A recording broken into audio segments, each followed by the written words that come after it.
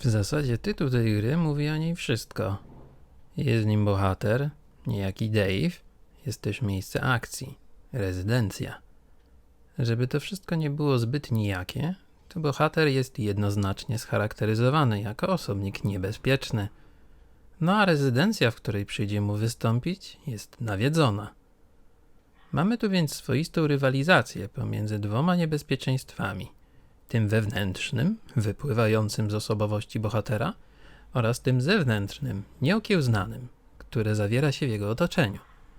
Jakiż piękny konflikt, nieprawdaż? Jakie jest jego zarzewie? Czy mówiąc bardziej dosadnie, i tu przepraszam za pospolite określenie, jaka jest fabuła? Cóż, aby nie narazić gracza na obcowanie z kulturą o lotach przewyższających jego oczekiwania, pozwolę sobie przeprowadzić swego rodzaju kwalifikację wstępną. To jest cep. Cep to narzędzie rolnicze służące do ręcznego młócenia zboża. Zbudowany jest z dwóch kijów. Dzierżaka, to ten dłuższy, i bijaka, to ten krótszy, złączonych ze sobą rzemieniem lub metalowym przegubem. Jeśli ta konstrukcja jest dla Was niezrozumiała, to historia opowiedziana w tej grze może się Wam wydać nadmiernie przeintelektualizowana. Ostrzegam, żeby nie było potem pytań o ukryte znaczenia i tak dalej. No dobrze, po tym nieco przydługim wstępie możemy przejść do omówienia fabuły Dangerous Dave in the Haunted Mansion. Otóż Dave udaje się do rzeczonej rezydencji, aby uratować swojego brata. I to tyle. Prawda, że nie taki wilk straszny?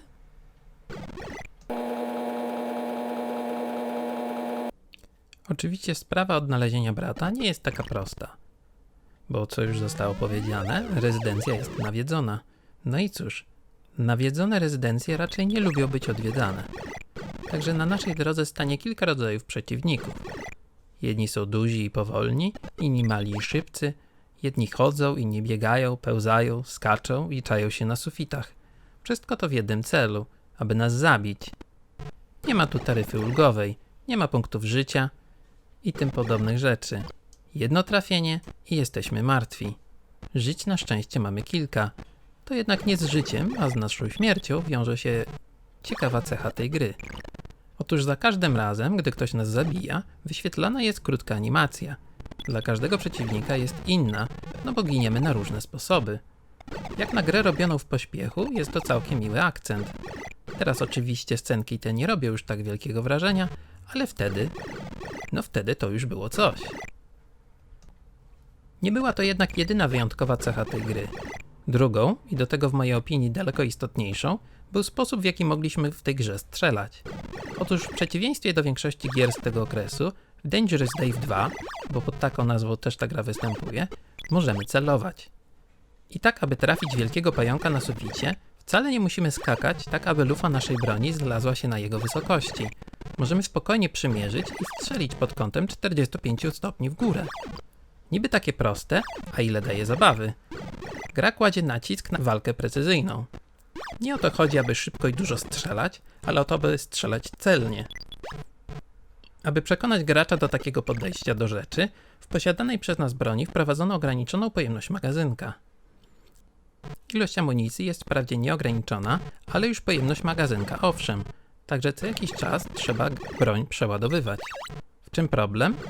Ano w tym, że ładowanie jest dość powolne i do tego wymusza, abyśmy w tym czasie stali w miejscu. To w przypadku, gdy niedaleko są wrogowie, może się skończyć dla nas tragicznie. Zdarzają się wręcz filmowe sytuacje, w których w naszą stronę zmierza potwór, a my nerwowo przeładowujemy broń. Świetnie pomyślane.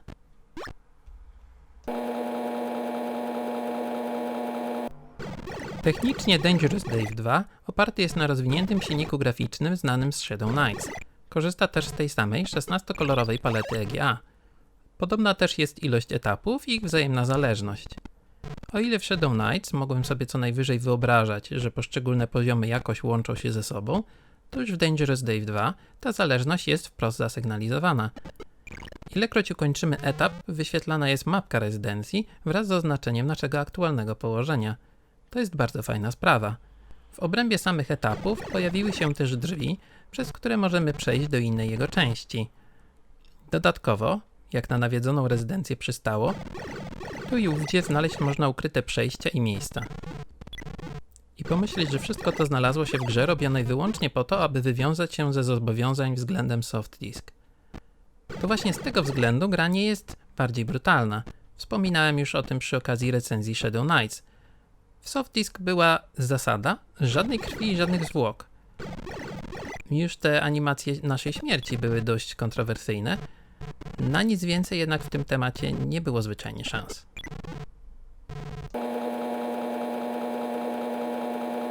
Grę stworzył legendarny skład id Software, to jest John Romero, John Carmack, Tom Hall i Adrian Carmack.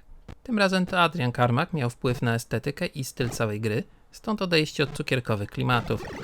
Gdyby nie ograniczenia stawiane przez Softdisk, gra zapewne byłaby jeszcze bardziej krwista. Tom Hall wymyślił mechanikę powolnego przeładowywania broni, która dodawała rozgrywce dramatyzmu, a John Carmack rozwinął na potrzeby tej gry silnik Shadow Knights. Wypada też wspomnieć, że jest to w zasadzie druga gra, której bohaterem jest Dangerous Dave. Pierwszą napisał samodzielnie John Romero parę lat wcześniej.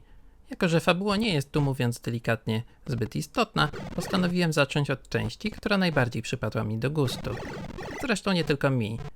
Sam John Romero określił ją swego czasu jako The Ultimate Dangerous Dave Game.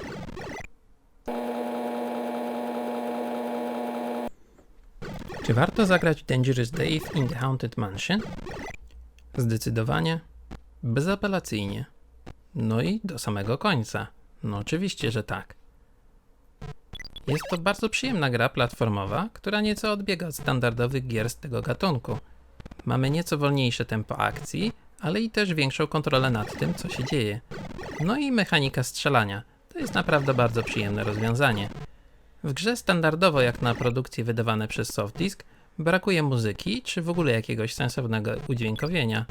Mamy wprawdzie strzały i odgłosy przeładowywanej broni, ale to w zasadzie tyle. O ileż przyjemnie grałoby się, gdyby w grze sączył się jakiś mroczny kawałek. No ale cóż, nie można mieć wszystkiego. I to by było na tyle w tym odcinku. Za tydzień standardowo pojawi się longplay, a potem jeszcze nie wiem, jaką grą się zajmę. Tymczasem dziękuję za uwagę, cierpliwość, pozytywne interakcje itd. Do następnego obejrzenia.